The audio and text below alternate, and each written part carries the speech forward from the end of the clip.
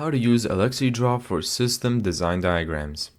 So first, just type in Excalidraw in your browser and then click the first link. The first thing that we're gonna do is create components. You can use the toolbar to create your diagram. So here we can see a rectangle, ellipse, diamond, arrow, and text. So let's click on any one of these shapes. Let's see this one.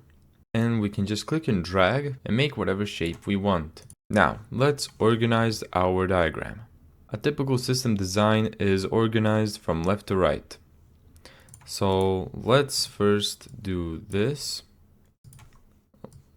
Let's type in user. Let's cut these. You cut them just by clicking on them and then pressing Ctrl X at the same time. Now let's just type in that was user. So this is, I don't know. Now let's draw arrows. You have the arrow here. You can just press 5 and now just pull arrows from one to another. You can also get arrows from here and then point them wherever you want. You can also click and do this. Now let's select the arrow, delete it. Let's add colors and selections. Now just select the circle that you want. Now you can choose the background to fill in the circle. Let's say I want it to be blue.